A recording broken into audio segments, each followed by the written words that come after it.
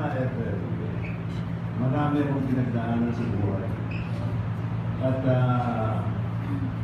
marami rin akong naging girlfriend sa showbiz. Pero si Annabelle consistent, hindi sinusuko. Pero proud naman ako sa kanya. Sa ginawa niya sa pamilya namin at sa sipag niya.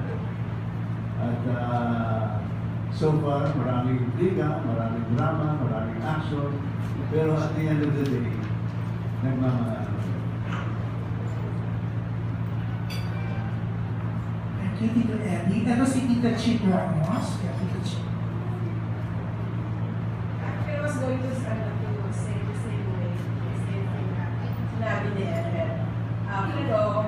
Pero naunahan na niya ako. Anyways, naiintindihan ko naman kung ano ang nararamdaman ni Annabelle. Kaya lang, I sympathize with you kasi ganyan talaga tayo pag umiinig, di ba? Pero lilipas din yan. At magkakaintindihan din kayo. Lagi naman ganyan, di ba? Yung galit-bate, pagtikanin. Diba? And I have experienced a lot of that from your family, especially when you were still 11 years old. That was the time when I started working for you. At wala akong may reklamo. Yung sa akin, sa mami mo, nakita ko yun.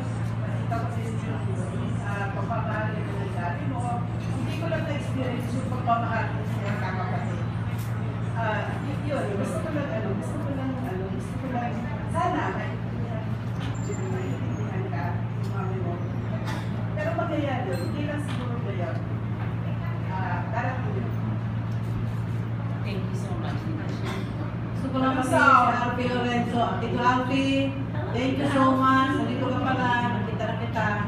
Thank you so much. Si Alfie, pinakamatagal lang na yung PR sa Gutierrez family.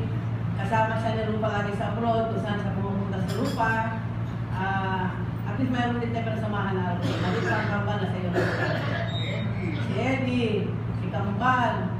Maliit pa si Kambal, nandiyan na sila. Raymond, Richard, Alfie mo.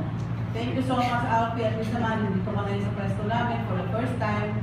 Lahat ng presto namin, hindi ka ma-attend. Ngayon, I'm so happy na dito ka. Thank you so much. I'm sure doon ka kalaman mo pumunta. Sure.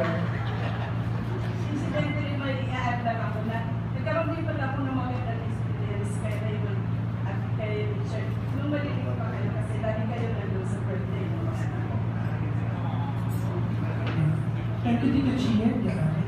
Kaso nagbusa na po tayo lagi.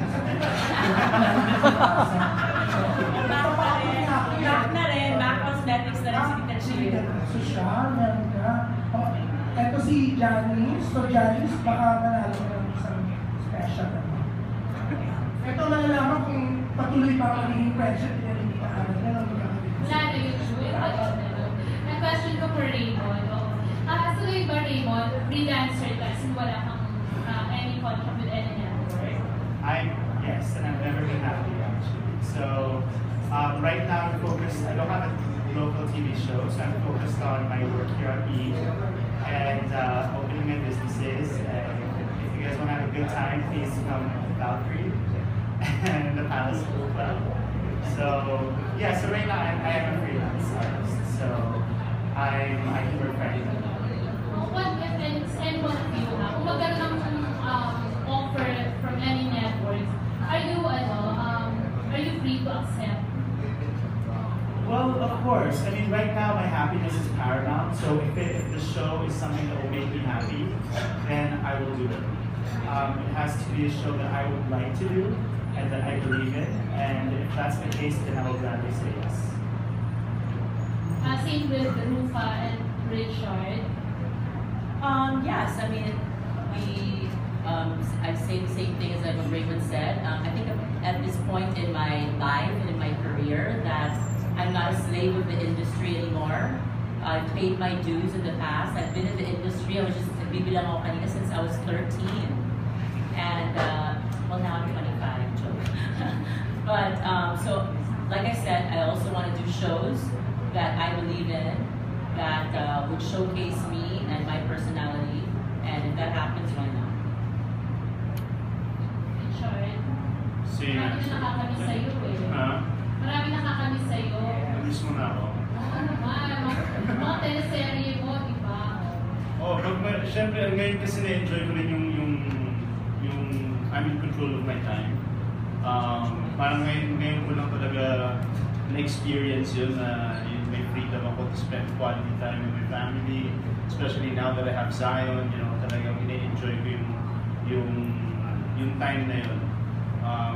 Kasi nga yung oras mo sa mundo to, yun yung hindi mabibili ng tao, yun hindi mabibili. And I think that's the most precious thing on earth is time. So, yun yung pinakamahalaga sa akin ngayon. And if there's a project that's really good and something that I haven't done, something that excites me, and something that could be a game changer, I'm willing to do that. Piling ka kahit teleserye din siya. Kasi alam naman natin teleserye, di ba? Time consuming. Alam mo yung teleserye, to be honest, mixed emotions ako about it now na looking back. Na-miss ko syempre gumawa ng teleserye, pero nirealize ko yung oras, grabe. I mean, talagang napaka-taxing gumawa ng teleserye. Kaya hanga ako sa mga actors natin sa industry na kinakaya nila yung ganong klaseng trabaho na non-stop talaga rin. Nakakapagod, 24 hours. So, you know, my hats off to all our actors in the industry. Na until today, babalitaan ko, ganun pa rin yung system, it hasn't changed. So, you know, believe ako sa kanila. And, you know, if there's a teleserye that's really good, you know, it's a script that I really want to do, and, you know, it excites me, I'm willing to sacrifice my time. Yeah. Pero wala namang definite network kung saan ka babalik. Wala namang definitely. But I'm doing a show soon with TV5. TV5. Another president. I'm a press conductor. Mga